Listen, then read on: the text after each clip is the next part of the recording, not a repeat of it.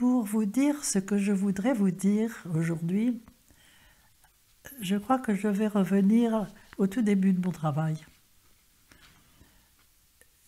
J'ai commencé de suivre les cours de théologie à l'Institut orthodoxe Saint-Denis à Paris en 1958. J'ai commencé mes cours d'hébreu en 1959. Mes deux professeurs ne se connaissaient pas et il y avait une synchronicité entre eux qui était quelque chose qui m'a bouleversée, mais absolument bouleversée. J'ai été nourrie aux deux mamelles de la même mère, le judaïsme et le christianisme. Je crois que ça, c'est très important comme point de départ de mon travail.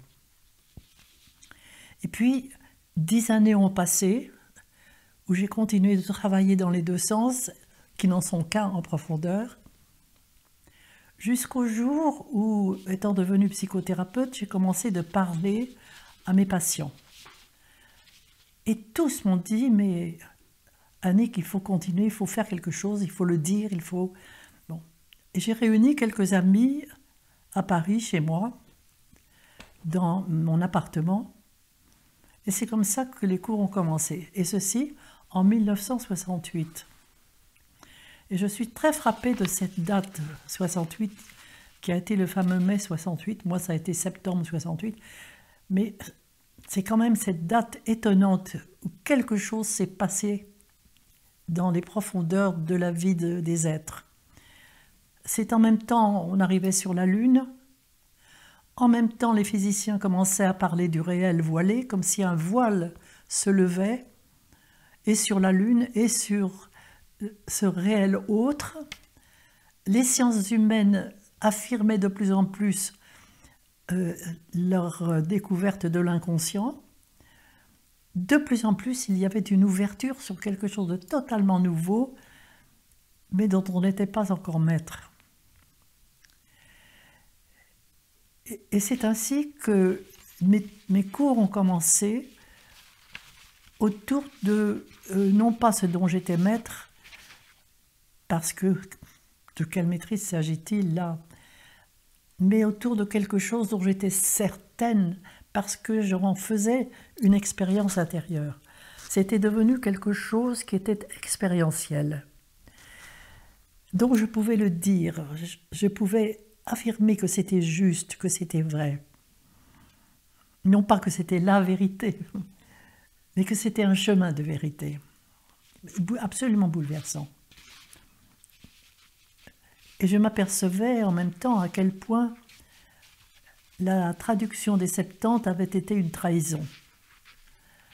Que de choses n'ont pas été comprises ou ont voulu ne pas être transmises, je ne le sais pas.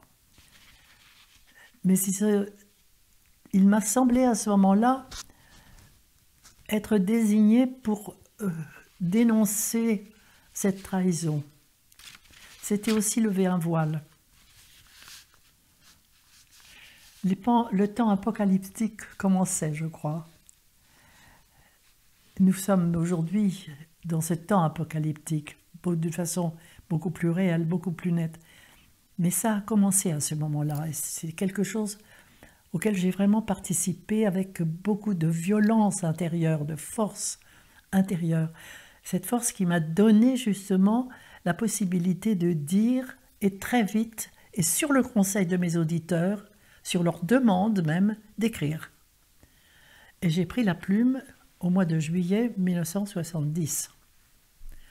Très peu de temps après la mort de l'évêque Jean de Saint-Denis, le pérographe Kowalewski, dont j'avais tout reçu véritablement sur le plan de la théologie chrétienne, et qui, juste avant de mourir, mais ça a été ses derniers mots, la veille de sa mort, m'a dit « Annick, l'anthropologie chrétienne n'est pas née ». Et ça venait en stéréophonie avec ce que je lisais de Nicolas Berdiev, qui dans presque tous ses livres dit « On ne peut plus se contenter de l'anthropologie patristique ». Et c'est ainsi qu'une force incroyable m'a été donnée, qui me dépasse complètement, pour aller plus loin, toujours plus loin dans ces textes bibliques et dans les évangiles. Et de plus en plus de monde est venu. Et de plus en plus de personnes se sont dressées pour organiser stages, conférences, séminaires, etc. Et ceci maintenant depuis 40 ans. Et à tout cela, vraiment, j'ai eu une reconnaissance immense. Une très profonde reconnaissance. Je ne peux pas tous les nommer, mais mon cœur les nomme avec chaque jour dans la prière.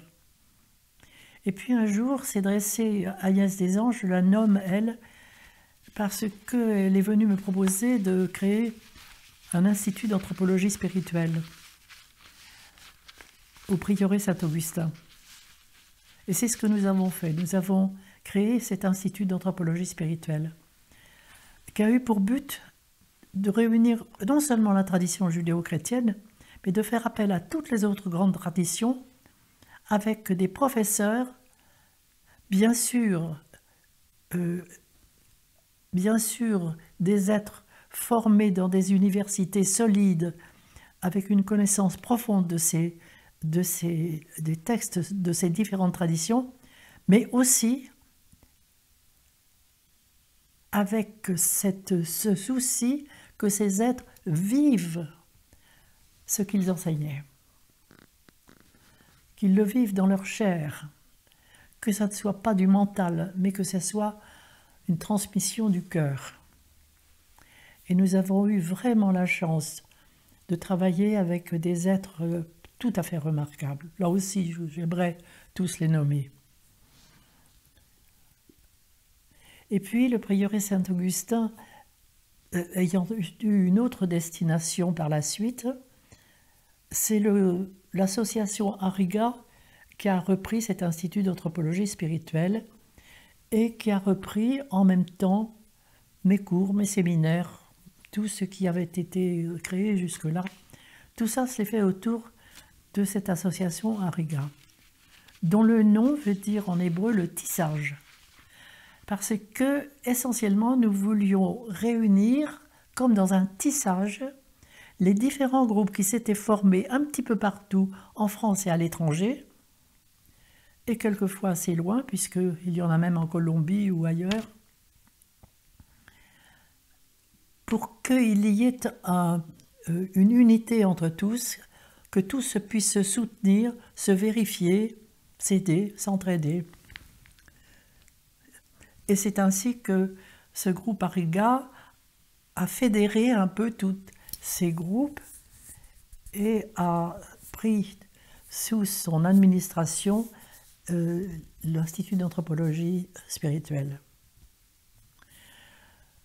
Cette association, Ariga, a nommé comme présidente le docteur Astrid Morens, qui m'accompagne en Belgique depuis une 40aine d'années. Et c'est ainsi qu'aujourd'hui, je sens que je peux me retirer parce que je suis très âgée et que je ne peux plus continuer cette activité qui a été tout de même très grande. Et bien sûr, il faudrait que je nomme aussi toute mon activité littéraire. Je ne peux plus continuer à ce rythme, donc je me retire et je laisse vraiment entre les mains d'Ariga ce travail. Mais je voudrais tout de même nommer ceux qui ont été dès le départ la cheville ouvrière de ce travail. Et bien sûr, il y a eu Suzanne Renarda qui a créé les Relais de Provence, une association, les Relais de Provence, où elle a réuni tous les enregistrements qui ont été faits de mes cours et de mes séminaires et qui les distribue donc, et qui le fait avec une très grande compétence et une intelligence profonde. Je voudrais nommer Eda et Tony James, qui non seulement ont une profonde sagesse de ce travail, mais aussi qui ont ouvert le champ à tout ce qui s'est joué en Italie avec le padre Antonio Miranda, à qui j'exprime aussi toute ma reconnaissance. Et puis, il y a... je reprends les noms par écrit parce que ma mémoire me fait défaut parfois. Le père Philippe et Eliane Dautet, qui ont ouvert le centre Sainte-Croix pour cela. Je redis avec force Agnès Desanges, qui a vraiment lancé l'Institut d'une façon absolument magnifique et qui reste auprès de nous. Christiane et René Vidal, Madeleine et Alain Dovec, Georgette Tonnelier. En Roumanie, par exemple, Mario Vasilescu, qui n'est plus de ce monde, mais qui a beaucoup œuvré avec Marius Vassilianou, qui lui continue d'œuvrer aujourd'hui. Et bien sûr, Igor Oshmiansky, qui lui a créé ce magnifique réseau sur YouTube, qui me permet de répondre aux questions qui me viennent du monde entier, avec vraiment un nombre incroyable de personnes, et beaucoup de jeunes. Et beaucoup de jeunes dont certains sont venus me voir, m'ont enregistré, distribuent maintenant cet enregistrement autour d'eux. C'est quelque chose d'assez bouleversant, ce qui se joue là, à partir du travail d'Igor. Et puis c'est certain que je ne peux pas oublier non plus ceux qui ont été au départ de tout ça, Jean Moutapa. Jean qui était vraiment un profond ami, et qui a édité tous mes livres, la plupart de mes livres, chez Albin Michel, et Marc et Marie de Smet au Relier, qui ont œuvré eux aussi de leur côté avec beaucoup d'affection, beaucoup d'amitié. À eux tous va mon affection profonde. Mais je voudrais nommer tous ceux d'Arigard aujourd'hui aussi, et ça, ce n'est pas possible. Je veux seulement dire combien je suis reconnaissante à tous, de tout ce qui se passe et qui me dépasse totalement. Et je pense que nous sommes là devant le début d'un travail qui va contribuer justement à ce changement de paradigme dans lequel est lancé le monde aujourd'hui. Ce n'est pas par hasard que tout cela se passe en ce moment où le clivage est en train de se faire. Il y a ceux qui restent encore dans un monde purement animal, mais qui iront peut-être demain beaucoup plus loin que vous et moi. Et puis il y a ceux qui sont déjà en partie dans ces racines divines, qui répondent aux racines divines de l'homme. Je terminerai peut-être en montrant un exemple de la trahison des Septante, de la trahison de la Bible en général, en grec, pour montrer justement ces deux dimensions de l'homme, la dimension animale et la dimension divine.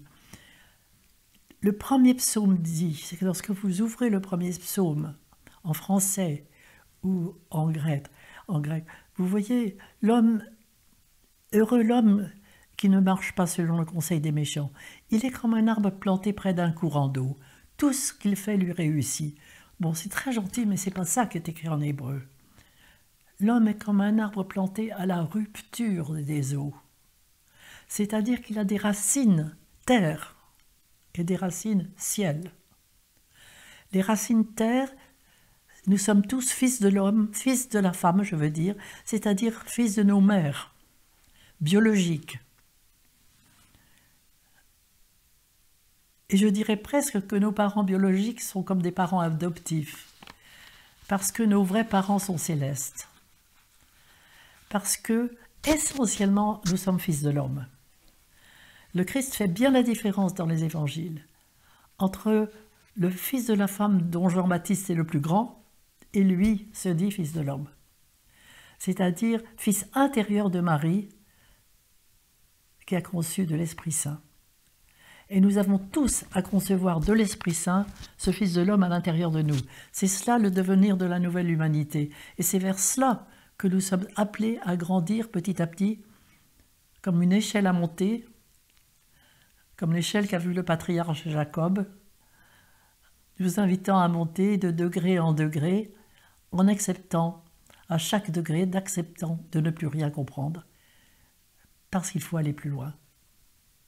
Où la vérité d'hier n'est plus la vérité à laquelle on accède. Et ce qui était bien n'est peut-être pas bien du tout à ce nouvel étage. Et ce qui était mal était peut-être nécessaire, etc. Il n'y a plus ni bien ni mal.